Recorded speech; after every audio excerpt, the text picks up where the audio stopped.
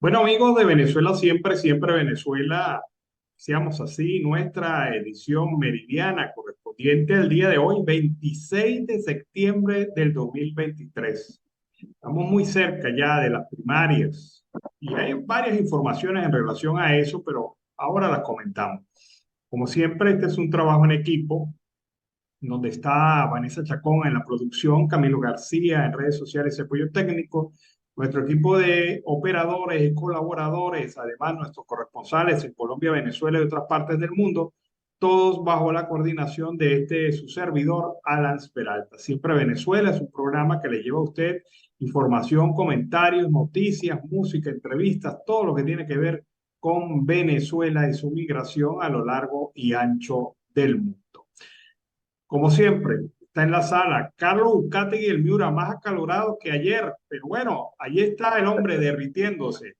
Carlos, Buenos buenas días, tardes, ¿cómo estás? buenas, buenas tardes a la Galería Peralta. Por supuesto que sí, derritiéndonos, porque hasta el momento hay muchos problemas, sobre todo en la costa Caribe, algo que hasta el momento no han podido descifrar dónde está el mantenimiento dentro de lo que es el factor del departamento de La Guajira con sus 15 municipios del sur, al igual que en San Juan del Cesar, el Magdalena, pero sobre todo llama mucho la atención la ciudad cosmopolitan, como se le dice en toda Colombia, de Barranquilla, que a diario el tema del servicio eléctrico se les acorta a todo dar. Bueno, como dice muchas personas, estamos como en Venezuela. Bueno, hay algunas diferencias, ¿no? Te voy a contar cuáles. Hay muchos temas en la agenda de opinión en este momento. Total. Indudablemente que el gobierno de facto sigue intentando mostrar una imagen de fortaleza y de control de la situación. Pero es cada día más evidente que esta situación se le está escapando y cada día pierde más espacio dentro de la sociedad venezolana. ¿Cuáles son los elementos fundamentales de esta crisis que vive el gobierno? Varios. Uno de ellos, vamos a ver punto por punto, el informe de la Comisión de la Misión de Observación de Derechos Humanos de las Naciones Unidas en Venezuela. Otra vez el equipo de Marta Baliñas ha dicho el gobierno está raspado en materia de defensa de derechos humanos. En su cuarto Y informe. claro, 4 veces lo ha raspado. Es el mal alumno, el alumno que no quiere aprender, el alumno que sigue repitiendo los mismos errores y sigue tratando de engañar a la comunidad internacional. Fíjate que uno de los apartes del informe señala que se eliminó la FAES, pero se le cambió de nombre a otra organización, el DAET, El DART. que sigue cometiendo las mismas violaciones bajo el mismo método e incluso dirigida por las mismas personas que tenía el antiguo FAE. O sea, eso es como querer mentir, querer engañar, querer ocultar la verdad verdadera allí. Eso es lo que da el informe, además de elementos que comprueban la violación de derechos humanos, elementos de casos que ya están siendo agregados al informe de la comisión, 28 nuevos casos que se agregaron al informe de la comisión, y una actitud indiferente, repelente y sobre todo agresiva del gobierno en respuesta a este informe que otra vez lo deja muy mal parado ante la comunidad internacional. ¿Qué te parece eso, Carlos? Bueno, Alan, tú sabes que ellos tienen que tener un pote de humo para cada cosa, ¿no? Y acuérdate que ellos han sido ya acusados, están más vulnerables que los propios vulnerables del país. ¿Por qué? Porque sencillamente no tienen ningún punto de vista o categórico con discreción para ellos poder hablar o versar el tema de los derechos humanos en Venezuela. Han roto todos los escalones, los axiomas del presidente de facto, Nicolás Maduro, y sus acólitos cada día es peor. Aparte de eso, no tienen credibilidad alguna. Bueno, ayer inició la discusión de este informe ante la Comisión de Derechos Humanos de las Naciones Unidas que debe aprobarlo o no. Eh, Pareciera que por la correlación de votos ese informe va a ser aprobado, pero incluso países como Brasil, que son aliados del régimen, han dicho en esa discusión del informe que la única salida para Venezuela es elecciones transparentes, libres y justas. expresaron también su preocupación por el tema de derechos humanos. por supuesto. Obviamente el gobierno allí la tiene más que raspada, porque la verdad es que no ha hecho absolutamente nada para mejorar la situación y cada día se complica más porque ahora, además de todo lo que se le ha venido señalando en anteriores oportunidades, está el hecho de que el gobierno no persiste ahora en una persecución dirigida a dirigentes sindicales, a trabajadores, al sector, a los sectores educativos, a los defensores de derechos humanos y a las ONG. Es decir, con sentencias, instrumentalizando el poder judicial para sentenciar por delitos absurdos a 30 años de prisión a ciudadanos que solamente han salido a defender su derecho a vivir dignamente, Carlos. Pero lo lamentable del caso es que están atacando hasta los gremios, se están metiendo ya, ¿te acuerdas que lo hemos venido versando varias veces con los colegios profesionales? Tú sabes que uno de los cocollos principales que tiene el gobierno es atacar ante todo al colegio de abogados y al colegio de periodistas, que es el primer punto que ellos tienen claro para poder atacar. Y si no, a la realidad nos estamos dando, viendo que cada semana o cada mes hay planes represivos contra los medios informativos. Lo lamentable del caso, Alan, es que los derechos humanos en Venezuela, las organizaciones, ONG o fundaciones, no pueden hacer absolutamente nada porque están siendo reprimidas. Bueno, el señor Héctor Constant, el representante de Venezuela en la Comisión de Derechos Humanos de las Naciones Unidas.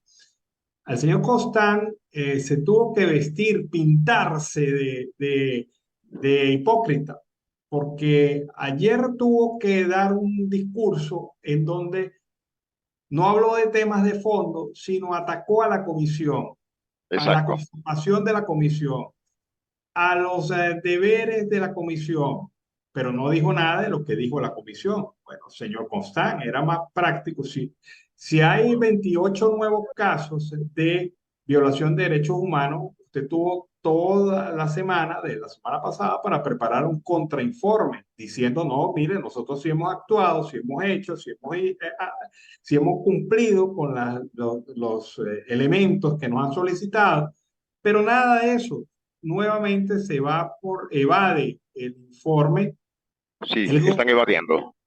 sí, lo sigue evadiendo, no dice nada en absoluto de lo que se afirma allí, sino se ataca la misión. Incluso sacó una de las excusas más ridículas que yo he escuchado en toda la historia de este sistema de derechos humanos. Dijo que, ¿cómo era posible que a la misión de las Naciones Unidas, aquella que está atendiendo el tema de la emergencia humanitaria compleja, le falte financiamiento y recursos y que las Naciones Unidas gaste dinero en el envío de la comisión de observación y en el mantenimiento de la comisión de observación? Es decir, Venezuela, que tiene años que no paga las cuotas de las Naciones Unidas, ahora protesta, critica y señala a las Naciones Unidas por desviar recursos hacia la misión de observación y no dárselos a la misión que está trabajando el tema de la emergencia humanitaria. Descarado, hipócrita y no sé qué otra categoría calificarlo, Carlos. Cantinfladas, porque lo único que saben hablar son estupideces. Porque fíjate algo, ¿será que esta gente verdaderamente en la ONU son diplomáticos, Alan? Porque da la impresión de que estos son advenedizos totalmente, no saben lo que están hablando. Estos son temas muy delicados, muy difíciles y sobre todo con el tema de los derechos humanos. Bueno, al señor Constant le deben estar pagando muy bien el acto de caradurismo que tuvo ayer, ¿no? Totalmente. Y el que va a tener seguramente en las próximas actividades de la comisión. Pero es evidente que el gobierno no tiene argumentos, no No, tiene nada, nada. nada argumentos para defenderse. No tienen Y criterio, no tienen ética. claro, y esto los ha llevado a decir barrabasadas, estupideces que de verdad no tienen impacto en No, el para tema de nada. las Naciones Unidas. Ese es el primer elemento de la tormenta que tiene Maduro. El segundo elemento de la tormenta que tiene Maduro es el plantón que le ha hecho la CARICOM y Cuba Sí, señor. frente al tema de la reclamación del Esequibo. Resulta que Se le voltearon todo. ¿sí? El gobierno lanza una campaña admirable de opinión pública buscando a reunir a todos los venezolanos a través de un referéndum que no sirve para nada. El referéndum de que propone el gobierno, sépalo, no sirve absolutamente para nada porque no tiene efectos jurídicos ni En tiene nada. efectos en la comunidad internacional, mucho menos, ni tiene efectos tampoco en el tema de la discusión ante la Corte Internacional de Justicia. Ahora bien, el gobierno se lanza por esa vía y en vez de obtener el apoyo popular, nadie en Venezuela se chupa el dedo y todo el mundo sabe que esto es una estrategia de carácter político, hace que la reacción del CARICOM, 15 países más Cuba, sea de rechazo a su pretendida acción en contra del indefenso Guyana. Es decir, han planteado esto como un David y un Goliat, y Sí. Venezuela es el malo de la película para la comunidad internacional. ¿Y esto por qué ocurre? Ocurre por una situación clara y evidente. Este, Ahorita es más de nota estar con Guyana por las inversiones internacionales que se están proyectando allí, que estar con una Venezuela arruinada, con un régimen desacreditado y sin liderazgo real en este país. No, y lo Eso bravo del caso, exacto, es lo que tú estás diciendo, y lo bravo del caso, Alan, que tú sabes quiénes son uno de los principales auxilios económicos de la Exxon, China. sí, sí, es un consorcio internacional que se ha conformado, que lideriza Exxon y uno de los socios es la empresa petrolera china. O sea, Venezuela se está quedando, mira, Venezuela les dio a la CARICOM y le sigue dando a la CARICOM a través de Petrocaribe suministro petrolero. Sí, con Petrocaribe, Petrocedeño, Petropiar, que por cierto ya eso ni debe existir, solamente la infraestructura.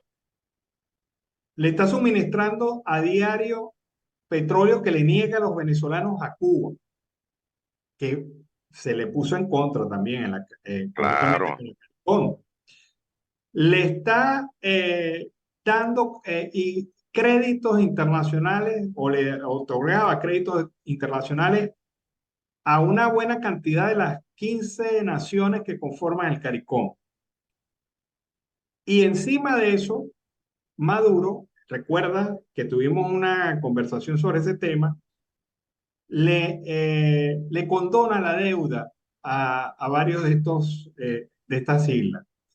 sí, señor. Él, él es como el gobierno de Venezuela actúa como el novio bobo, gafo, Mm. que le llena de recuerdos y llena de regalos a las pretendidas naciones cortejadas y estas le meten un cachazo bien bravo con otro pretendiente que es Guyana, que ahora se está poniendo en la salsa porque Guyana no solamente tiene la prospección petrolera más importante en este momento del mundo, no solamente Exxon ha dicho que en la zona del Esequibo que reclama Venezuela y que asume como propiedad Guyana están las reservas internacionales más poderosas recientemente exploradas, al punto que la Explorada. llaman la nueva Dubái. La nueva Dubái. Y no solamente eso, también está una garantía de inversión internacional que incluyen hasta los chinos, que son nuestros socios. ¿Por qué creen que los chinos no le dijeron a Maduro, Nanay? Porque Ay, saben no. que ahí al lado, en Guyana, está las reservas más importantes de crudo descubiertas recientemente. Entonces Venezuela ha quedado, y a nivel internacional, el régimen de facto ha quedado pero totalmente fuera de línea. Le dijeron, mira, mijo, no te queremos, así de sencillo. llévate tus flores, llévate tu petróleo, porque ya vamos a tener proveedor de petróleo nuevo y más afín a nosotros. Entonces, es triste el papel que desempeña la diplomacia venezolana, si eso se le puede llamar diplomacia, que no lo cuando, son. claro, porque mira, imagínese usted es el novio que tiene plata. Cuando usted se le acaba la plata, ¿qué ocurre? La novia, mire, Le lo hacen la es, señal de costumbre. claro, y eso es lo que, cuando usted alimenta la fidelidad a través del regalo, a través de la dádiva, a través del petróleo que regalaron como si fueran ellos dueños de eso, es muy fácil que cuando merma esa ayuda, se te volteen los países. Y eso es lo que está pasando a Maduro. Maduro no se esperaba en este momento, no se esperaba ese rechazo de la CARICOM. Y eso nos pone en una situación muy complicada a nivel internacional Muy como difícil, país. claro. Como, Y fíjate una cosa. ¿Tú sabes cuánto perdería Venezuela de trazar la empresa Exxon a diferentes localidades mundiales con el tema de petróleo? PDVSA quedaría relegada a un séptimo, octavo o quizás después de la ambulancia. Esa es la realidad, Alan, no, no, es que PDVSA hoy, comparada con la PDVSA que teníamos, no es ni la sombra. ni la Y, sombra, y ocurre que ahora hay un país que emerge como potencia petrolera en América, que es Guyana. por La supuesto. Guyana con el Esequibo que es de Venezuela, que es lo más triste del caso, porque Chávez Lo entregó regaló. el Esequibo a Guyana cuando declara en el 2004 que Venezuela no tiene ningún problema de que Guyana desarrolle proyectos económicos en el Esequibo que reclama Venezuela. Metió en el Correcto. congelador el tema de Venezuela. Y Y, bien congelado. y había un bobolongo atrás que asentía las cosas, y ese bobolongo era el canciller en ese momento. ¿Y tú sabes quién era el canciller? Claro que sí. ¿Quién era el canciller, Carlos? Nicolás Maduro. Bueno, ahora el presidente de facto de Venezuela. Entonces, mira, yo no quisiera decir esto. A mí me gustaría estar en otra situación, pero el gobierno está haciendo todo lo posible por perder el Esequibo. Sí, Está eso es haciendo correcto. todo. Estoy de acuerdo contigo, porque fíjate algo, ¿no? No hicieron nunca nada por sobreguardar la soberanía nacional en la frontera del sur del país, que es entre el estado Bolívar, el Delta Macuro, con Guyana. Lo lamentable del caso es que ellos lo permitieron. Lo permitieron. Bueno, y ahora hay una situación que es incluso más peligrosa.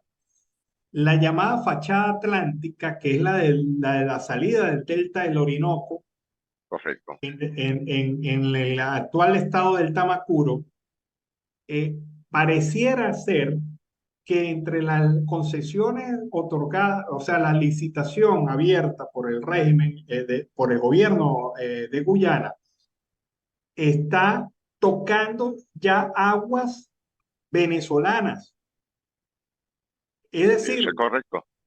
uno o dos de los bloques que están en licitación se meten en aguas territoriales venezolanas, cerrando la fachada atlántica del país. Y Muy esto es grave, grave, muy delicado. porque no solamente nos está quitando el Esequibo, sino que también se está metiendo ya en aguas territoriales Del en una Delta. abierta violación, en una abierta violación de la soberanía de Venezuela. Sí, porque Y la yo plataforma diría, submarina. claro, y yo diría con la Fuerza Armada Nacional Venezolana, pues más terror me da, porque no tiene capacidad de No, salida para nada. defender las aguas territoriales de Venezuela. Estos señores acabaron con todo y Bueno, acabaron están, con la flota que había en el Orinoco, acabaron con la flota de la Armada Nacional. Y eso lo viví yo, lo vi, no es que me lo contaron. ¿Dónde está esa flota, Alan? Y fíjate algo, para culminar este punto, y te lo dejo con este tema. fíjate lo que estás hablando de la soberanía nacional, el temor que tenemos con una brigadas militares que no tienen absolutamente nada, no tienen preparación, pero van a enviar 25.000 efectivos al Parque Nacional Yacapana. No, eso es pagenia loca, Carlos. No es, mira, cuando tú escuchas hablar al régimen, hay que creerle 25%. Y apurado. Eso no es, eso es mentira. Ellos no tienen la capacidad logística para mover esa cantidad de personas y asentarlas en ese territorio. Pero volviendo al tema del diferendo, del Esequibo, la posición de CARICOM y otra cosa, está la situación de gravedad a la cual se enfrenta el país y un gobierno que no sale a defender jurídicamente teniendo los argumentos. Es como decir, usted tiene la plata, pero no paga. No paga. Usted tiene los instrumentos jurídicos, el país tiene los instrumentos jurídicos, históricos, legales que le dan el derecho a reclamar el Esequibo. Pero, ¿qué pasa? Con este gobierno que se niega a hacer las cosas como deben ser y que se orienta más hacia la trampita, hacia el atajo, hacia las cosas que no deben hacer, porque ¿en qué ha consistido la defensa de Venezuela, de sus argumentos jurídicos hasta este momento? La defensa de Venezuela ha consistido en atacar la potestad de la Corte Internacional de Justicia para enfrentar este caso de Venezuela. Hasta ahora eso ha sido, porque el momento de defensa con argumentos jurídicos, legales e históricos no se ha planteado porque simple y llanamente el gobierno está en todo un plan Están que si cerrados, no, Alan. está ciego, está en todo un plan para entregar el Esequibo. O sea, si tú te hubieses puesto de acuerdo como gobierno, de facto, para entregar el Esequibo, estás haciendo todos los pasos correctos para que ese objetivo se cumpla. Todo lo contrario a lo que ha hecho Guyana, que sin tener los mismos argumentos de Venezuela, ha plantado ya ante la comunidad internacional la posición de que ellos son el débil jurídico y que Venezuela es el país agresor. Eso es Una correcto. barbaridad. Yo te estoy escuchando y yo me pongo en este momento a recordar algo. Alan, ¿qué va a pasar con las poblaciones fronterizas con Guyana? Te voy a hablar de tres ejemplos. La población de Bochinche, la población de Botanamo, que es en el estado Bolívar, muy cerca de las poblaciones de la frontera binacional entre Guyana y Venezuela, donde dependen del comercio, tanto agrícola, de transporte, de comida, de medicamentos y de escuela. Porque muchos no saben que muchos venezolanos que hoy viven en esas poblaciones antes mencionadas, Alan, estudian en Guyana. Aparte de eso, tú vas a la frontera binacional y te vas a quedar asombrado, donde todos los sectores binacionales tienen sus propias tropas en buenas casas, es decir, están bien adicionados y están muy bien armados también. Y en cambio, tú llegas a las zonas de Venezuela, en lo que es el sur del país, y las casas ya no existen, Alan. ¿Tú te acuerdas de la malariología? Esas eran las casas que le entregaban a los sedimentos militares o divisiones pequeñas, pequeñas brigadas, para resguardar la frontera. Alan, no existen los hitos internacionales. Los hitos internacionales los tumbó Guyana hace muchos años. ¿Qué va a pasar con eso? ¿Dónde están los vuelos fotogramétricos que existían en el país? Porque acuérdate algo, ¿no? Que muchas de estas cosas, el gobierno de Chávez es el culpable de esto porque cerraron el MAC, Ministerio de Agricultura y Cría, donde tenían ellos un departamento de planimetría nacional, al igual que el propio IAN. Hoy el IAN no existe y rompieron, quemaron, botaron todos los vuelos fotogramétricos que eran desde los años 50, 60 y 70, que fueron los últimos vuelos realmente en las fronteras de Venezuela. Es decir, ¿cómo queda? ¿Cuál es el estudio? ¿A dónde queda la historiografía venezolana en el tema del Esequibo? Yo lo que sé y te puedo comentar en relación a ese tema es que nunca ha habido en la historia del país un gobierno tan entreguista como este. Totalmente. Un gobierno que se ha dedicado a violentar los derechos humanos de su población y se ha olvidado totalmente de la soberanía nacional. Total, 100%. Y esta violación de soberanía nacional que estamos viendo en este momento nos coge en el momento más débil de la historia como país. Nos coge con un país empobrecido, con unas fuerzas armadas debilitadas totalmente, con una situación política de conflicto y una falta de diálogo o de apertura por parte del régimen de facto a cambiar las cosas. Ellos tienen que salir definitivamente porque si no, Venezuela se va a desgranar territorialmente. Sí, Esto totalmente. ya está pasando con el tema del Esequibo, pero lo peligroso es que ya el Guyana extiende su ambición a zonas territoriales del país, a plataformas marítimas y submarinas que son históricamente del país, que no tienen ninguna duda de eso, pero ya extiende a través de sus bloques de licitación unas opciones que permitirían a estas empresas internacionales meterse en el territorio venezolano. ¿Cuántas unidades militares van a salir a defender el territorio?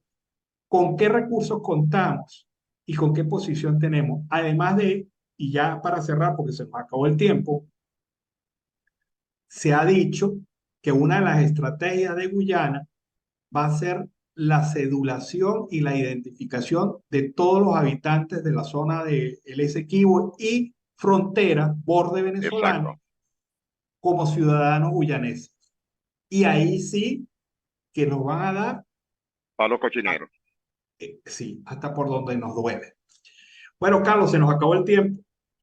Me dejaste muy preocupado con eso, Alan. El tema de la cedulación no es la primera vez, lo mismo hicieron en Boavista. Hay muchos venezolanos que hoy tienen cedulación brasileña y en la Guyana no es la primera vez, pero ya con esta nota que tú estás diciendo es muy preocupante porque dejaría totalmente la frontera desguarnecida totalmente. Buen provecho para ti y por supuesto para la audiencia. Hasta la tarde. Bueno, seguimos hablando en la tarde de este tema. Vámonos a la pausa comercial musical del momento. Regreso aquí con más información en Siempre Venezuela. Bueno, amigos, seguimos aquí en Venezuela Siempre, Siempre Venezuela. La Asamblea Nacional de 2015 rechazó la consulta sobre el referéndum del tema de la controversia del Esequibo. Esta decisión la tomó hoy en la reunión, la sesión normal de la Asamblea Nacional Legítima, fijando una posición, reafirmando la posición venezolanista de que la controversia debe resolverse en los términos del Acuerdo de Ginebra de 1966 por las vías pacíficas previstas en el derecho internacional. En la disputa con Guyana, la Asamblea Nacional repudia cualquier intento contrario a los intereses del pueblo, la politización o ideologización, la narrativa y estrategia equivocada de Hugo Chávez y Nicolás Maduro en detrimento de la soberanía e integridad nacional. Los diputados rechazaron la convocatoria de un referéndum consultivo sobre el Esequibo, que advierten no tendrá ningún efecto sobre la reclamación de los derechos soberanos de Venezuela. La Asamblea Nacional puntualizó que urge una rendición de cuentas transparente sobre la política revolucionaria en la disputa con Guyana. Al mismo tiempo, condenó que el gobierno de Guyana, aprovechando las debilidades del régimen de facto, otorgue licitaciones petroleras en espacios marítimos aún no delimitados. El diputado William Dávila destacó que el referéndum consultivo es inútil por cuanto no tendrá efecto sobre el proceso que adelanta la Corte Internacional de Justicia. La legítima Asamblea Nacional ha venido actuando sin apasionamientos patrioteros. Siempre hemos creído que las partes, por medio del Acuerdo de Ginebra, deben buscar la solución pacífica y satisfactoria para el bien de nuestro pueblo. El Parlamento cuestionó la intervención del presidente de Guyana, Irfan Ali, ante la Asamblea Nacional de la ONU porque tuvo un carácter netamente político. La posición de la Asamblea Nacional Legítima sobre este importante tema. Escuchemos ahora Notiaudio El Pitazo, alianza informativa entre esa organización y Siempre Venezuela. Notiaudio El Pitazo, un preciso resumen de lo que ocurre en toda Venezuela, con Catherine Medina.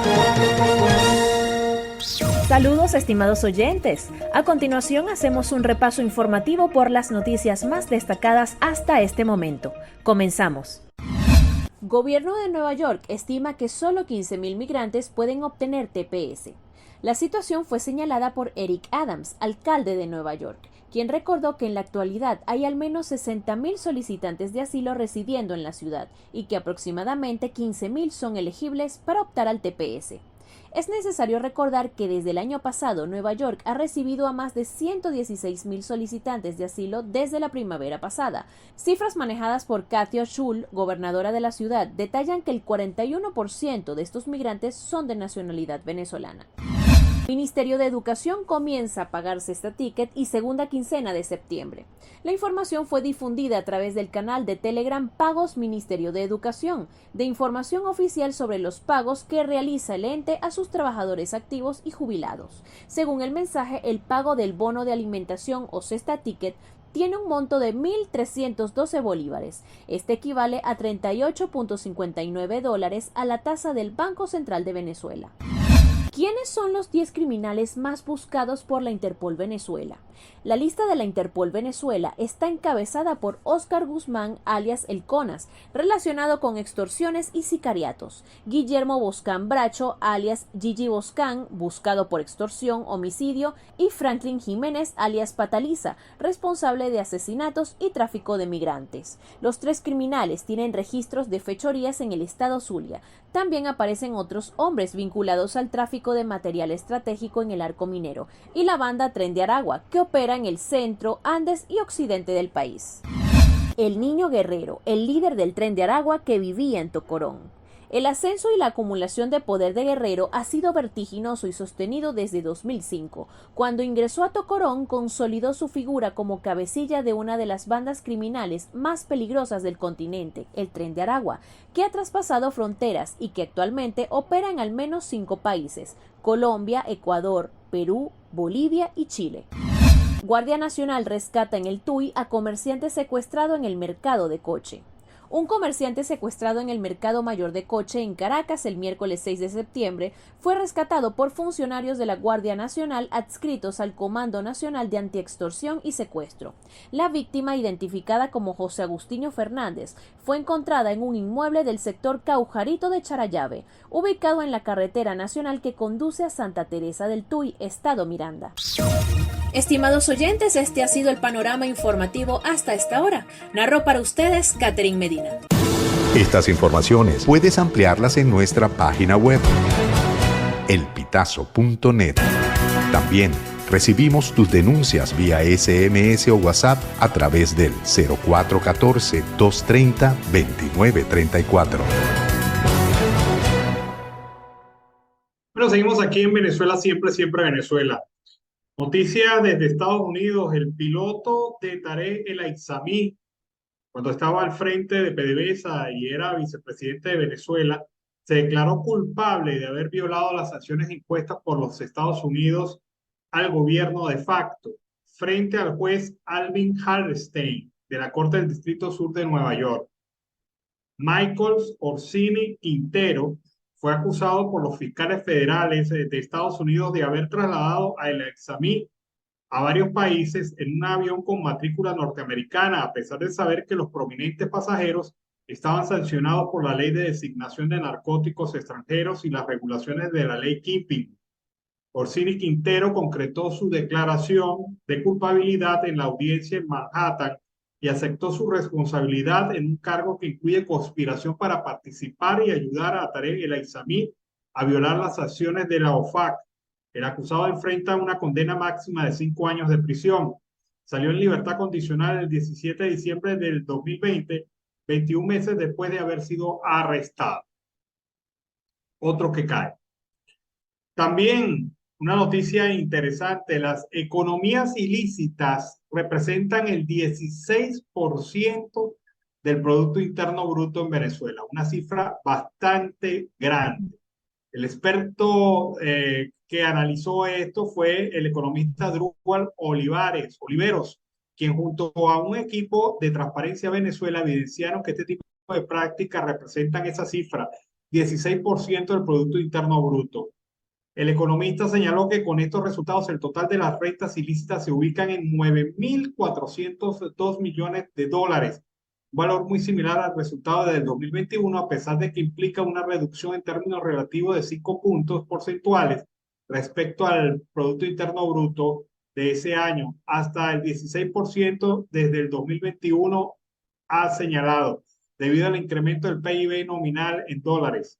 Además, indica que estas rentas equivalen al 56% del total de los ingresos del régimen de Maduro y las exportaciones, y son un total de 77% de las importaciones de bienes en el 2022. Es decir, repito esta cifra para que quede claro, el 56% de los ingresos del régimen de Maduro viene de economía ilícita, según este estudio que señala Adrúbal Oliveros y también Transparencia Venezuela. Y esto es una situación grave, es una economía delincuencial. Sobre esto, hace poco Mercedes Freitas, directora ejecutiva de Transparencia Venezuela, ofreció impactantes datos que detallan la emergencia en este sentido. El liderazgo político que controla el Estado en Venezuela ha sido muy eficiente en la captura de las instituciones. Los agentes que dirigen la gran corrupción son los mismos que se relacionan con la expansión del crimen organizado. Denunció que Venezuela ha crecido este tipo de economía relacionada con el contrabando de drogas, el oro, el combustible y la trata de personas. Régimen delincuencial. Bueno, seguimos acá en Venezuela, siempre Venezuela. Ayer Marta Fariñas, directora de la misión de observación y determinación de hechos sobre Venezuela de la Comisión de Derechos Humanos de las Naciones Unidas, señaló también, entre otros aspectos, además de las denuncias que hizo de violación de derechos, que el espacio cívico y democrático de Venezuela está siendo gravemente restringido. Veamos en qué consiste estas restricciones. Además de las tácticas de represión implementadas por el Estado a través de privaciones arbitrarias de la vida, detenciones arbitrarias, desapariciones forzadas de corta duración, tortura y otros malos tratos, incluida la violencia sexual y de género, la misión amplió el alcance de sus investigaciones para examinar otros métodos de reprimir las críticas al gobierno. La misión documentó numerosos casos de represión selectiva de dirigentes sindicales, periodistas, defensores de los derechos humanos, líderes políticos y sus familiares, así como de represión de instituciones clave de la sociedad civil, partidos políticos y medios de comunicación. Las investigaciones de la misión ofrecen una descripción compleja de los diferentes mecanismos de represión desplegados en Venezuela contra las personas opositoras o percibidas como tales. Estos son componentes de un aparato opresivo del Estado que se han utilizado en diversos grados, dependiendo de la naturaleza y la influencia de la disidencia social en cada momento. El Estado sigue teniendo la capacidad de recurrir a las tácticas de represión de mano dura, que puede activar o desactivar a voluntad. Lo que estamos presenciando ahora es el impacto acumulado de estas tácticas de represión que ha dado lugar a una cultura predominante de miedo, desconfianza y autocensura. Como consecuencia, los pilares fundamentales del espacio cívico y democrático han sido gravemente restringidos en Venezuela. Bueno, importante esta declaración de Marta Fariñas. La restricción del espacio cívico. Cada vez se cierra más el espacio cívico en Venezuela por la persecución del régimen. Otro espacio que empieza a verse con claridad es el que ocupaba la mafia criminal que controlaba la cárcel de Tocorón. Ocurren cosas insólitas como la que relata este denunciante anónimo, que ha preferido guardar su nombre para evitar enfrentarse a posibles represalias. Vamos a escuchar este reporte sobre la situación incluso de dependencia que tenía centros educativos nacionales con los planes de la cárcel de Tocorón. Escuchemos este testimonio e impresiónese. Vamos a escuchar. Coño, qué vaina, ojalá te devuelvan el dinero. No, lo asombroso es que cómo esa grado están más organizados los planes y los malandros que el gobierno. En la Universidad Rómulo Gallego, en San Juan de los Morros, los cupos los asignaba la Penitenciaría General de Venezuela en San Juan de los Morros. Y después que la mudaron o se llevaron parte de los reclusos y todo el personal para Tocorón, la gente tenía que ir allá a Tocorón a pagar el cupo y tenía que asistir a una entrevista. En vez de ser la OPSU, la que asignaba los cupos, tenían que pasar por manos del plan, pagarle al tipo que recogía el dinero en San Juan de los Morros, que por cierto lo mataron de 3 disparos, porque parece que se quedó con parte del dinero que estaba recolectando y lo mataron en una avenida de San Juan de los Morros al pleno mediodía. Entonces tenían los muchachos que presentarse en el penal de Tocorón para poder lograr el cupo y bueno, jurar lealtad, etcétera. Hacían una especie de compromiso de que tenía que integrarse al grupo del centro de estudiantes de no sé quién, el grupo de los fariseos, de los no sé quiénes. Entonces eso ha llegado a unos niveles de tolerancia y de complicidad del gobierno nacional que es increíble, que eso pase a la vista de todo el mundo y nadie hace nada, todo el mundo se hace de la vista gorda.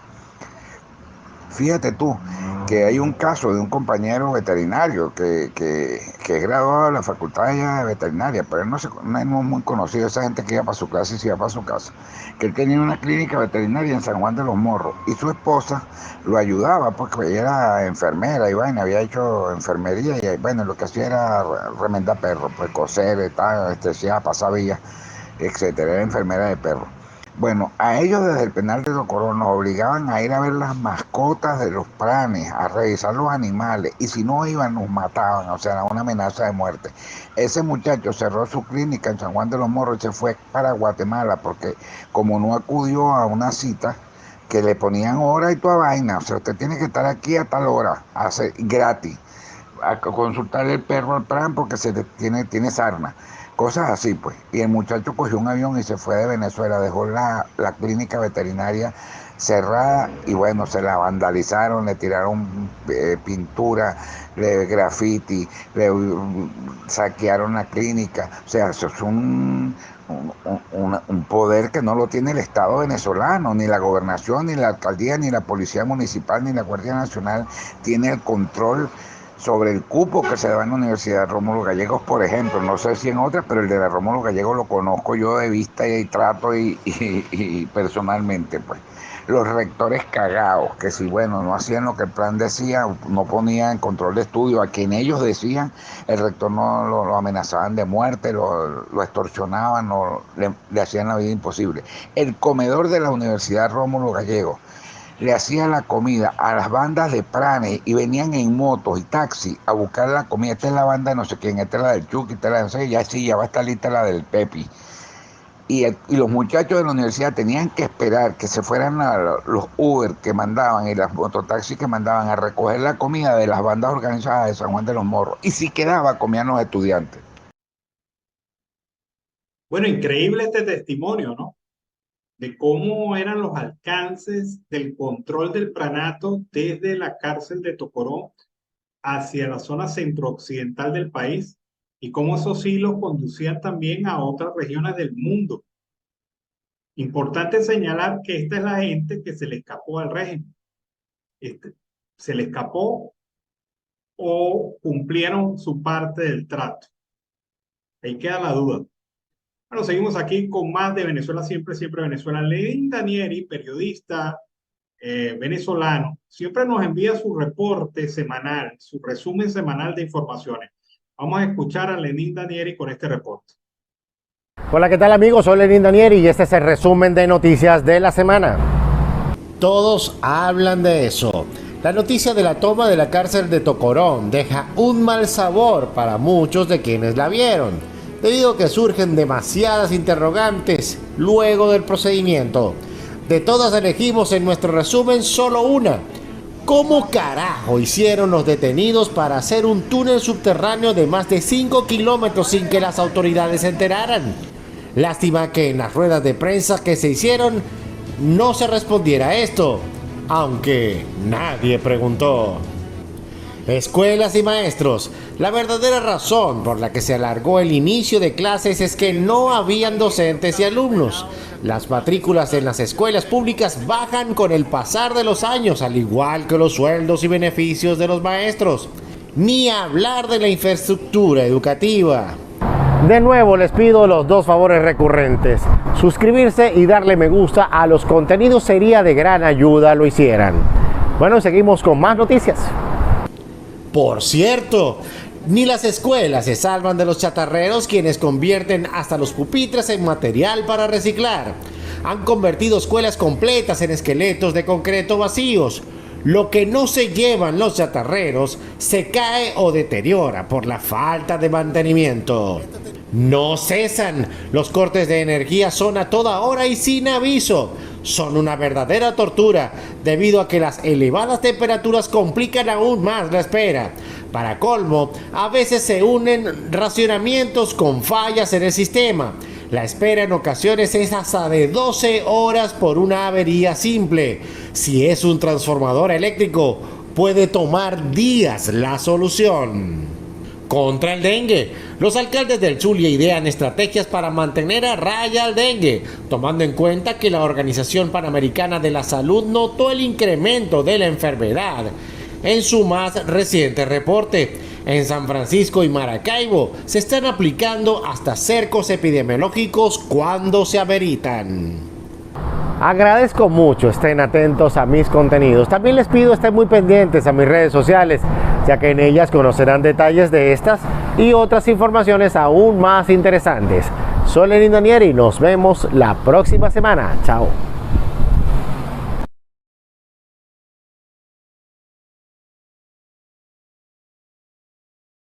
Bueno, seguimos aquí en Venezuela, siempre Venezuela. La ONG Control Ciudadano, presidida por Rocío San Miguel, ha solicitado al Ministerio Público venezolano y a las autoridades competentes abrir investigaciones contra aquellos funcionarios civiles o militares responsables del resguardo ambiental por el presunto no cumplimiento de sus obligaciones para impedir el daño en el Parque Nacional Yapacana, en Amazonas, en los últimos 10 años.